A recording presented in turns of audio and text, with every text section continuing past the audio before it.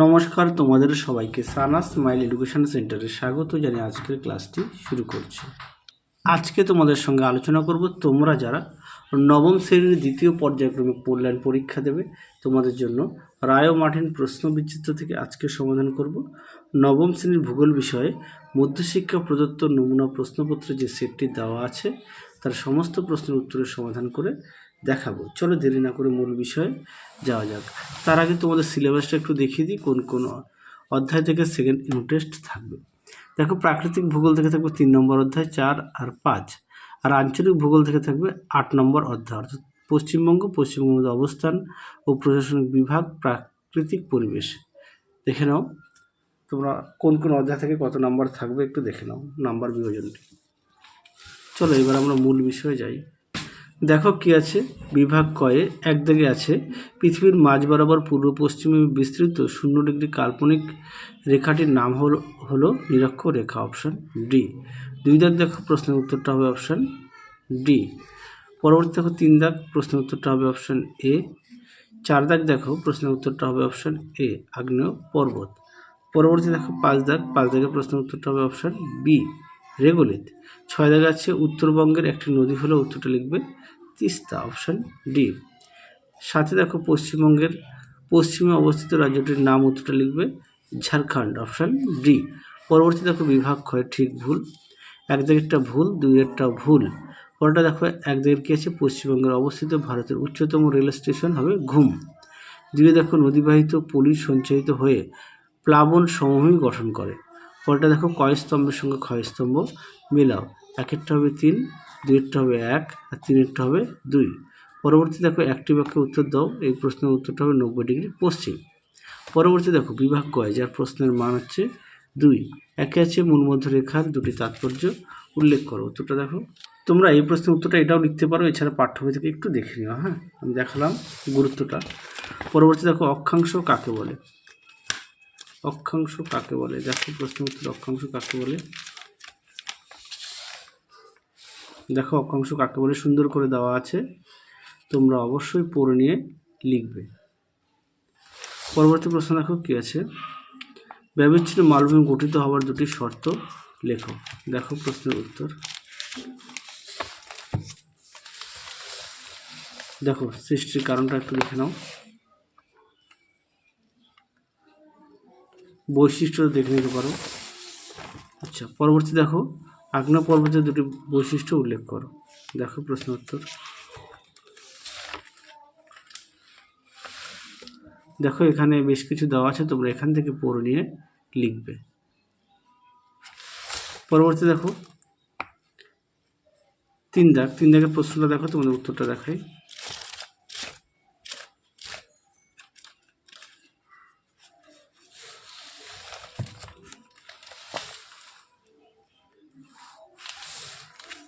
কি বলেছে মৃত্তিকা,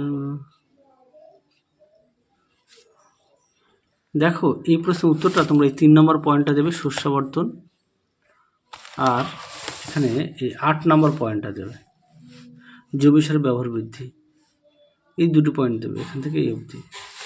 পরবর্তী প্রশ্ন দেখো কি আছে, আবহবিকার কাকে বলে। দেখো প্রশ্ন উত্তর, দেখো উত্তরটি সুন্দর করে দেওয়া আছে, তোমরা অবশ্যই পড়ে নিয়ে লিখবে।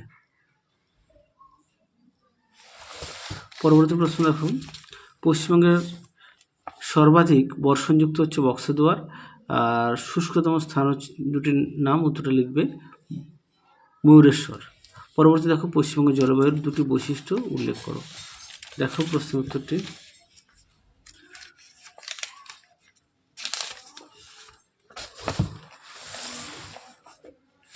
দেখো জলবায়ুর বৈশিষ্ট্য এখানে দেওয়া আছে, এই দুটি পয়েন্টই তোমরা তুলে ধরবে, যেহেতু 2 নম্বরের দুটি প্রশ্ন দিলেই হয়ে যাবে। পরবর্তী প্রশ্ন দেখো কি আছে, এবার দেখব বিভাগ ক্ষয়ের, যার প্রশ্নমান 3। 1 দাগের প্রশ্নটা একটু দেখো, তোমাদের 3টি বিষয় ভিত্তিতে অক্ষরেখা ও দ্রাঘিমারেখার পার্থক্য। দেখো প্রশ্ন উত্তর, দেখে নাও প্রশ্ন উত্তরটি সুন্দর করে দেওয়া আছে, অবশ্যই বিষয়গুলো উল্লেখ করবে, অবশ্যই বিষয়গুলো উল্লেখ করবে। পরবর্তী প্রশ্ন দেখো কি আছে, স্থানীয় সময় ও প্রমাণ সময়ের সংজ্ঞা দাও। স্থানীয় সময় ও প্রমাণ সময়ের সংজ্ঞা। স্থানীয় সময়, দেখো প্রমাণ সময় প্রথমে দেখাই, দেখে নাও। পরবর্তী দেখো স্থানীয় সময়, দেখে নাও। তোমরা অবশ্যই ভালো করে পড়বে। পরবর্তী প্রশ্ন দেখো কি আছে, দুই দাগের প্রশ্নটা দেখো, উত্তরটা তোমাদের দেখাই।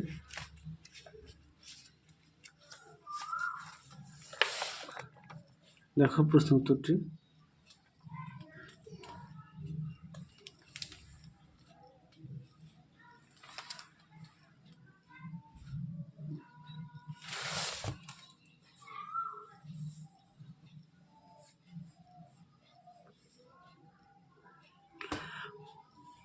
পরবর্তী প্রশ্ন দেখো, ভঙ্গিল পর্বতের 3টি বৈশিষ্ট্য লেখো। ভঙ্গিল পর্বত, তাই তো, ভঙ্গিল পর্বত দেখো, ভঙ্গিল পর্বতের বৈশিষ্ট্য সুন্দর করে দেওয়া আছে, তোমরা অবশ্যই পড়ে নিয়ে লিখবে। পরবর্তী দেখো 3 দাগের 3টি বিষয়ের ভিত্তিতে আবহবিকার ও ক্ষয়ীভবনের পার্থক্য দেখো। আবহবিকার আর ক্ষয়ীভবন, দেখো প্রশ্ন উত্তরটি সুন্দর করে দেওয়া আছে, তোমরা অবশ্যই পড়ে নিয়ে লিখবে।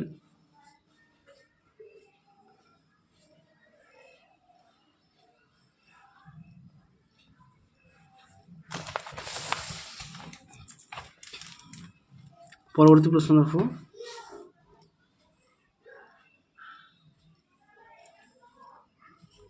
অথবা দিয়ে চিত্রসহ স্বল্পমোচন প্রক্রিয়াটি ব্যাখ্যা করো।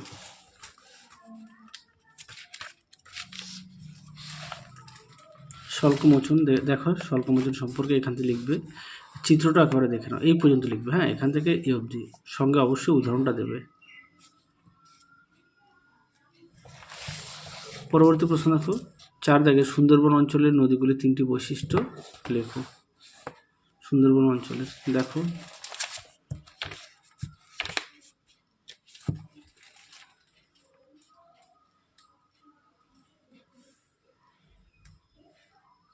দেখো সুন্দরবনের বৈশিষ্ট্য এখান থেকে লিখবে, দেখে নাও বৈশিষ্ট্য, মোট 6টা দেওয়া আছে, এই পর্যন্ত লিখবে।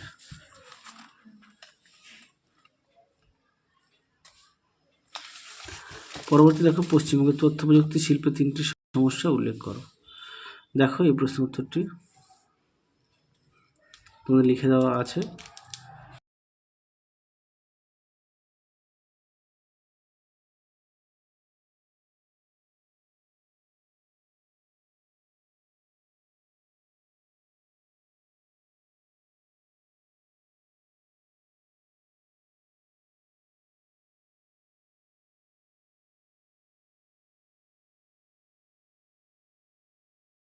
আচ্ছা, পরবর্তী দেখো 5-এ 2 দাগ, 5-এ 2 দাগের প্রশ্নটা দেখো, এটাও লিখে দেওয়া আছে, একটু দেখে নাও।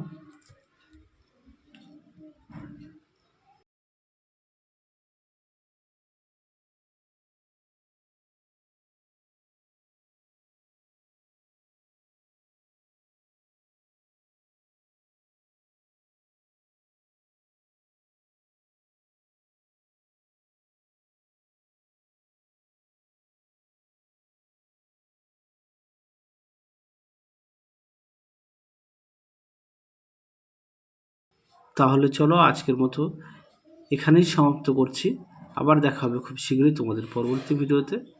তোমরা সবাই সুস্থ থেকো, ভালো থেকো, আজকের মতো টাটা।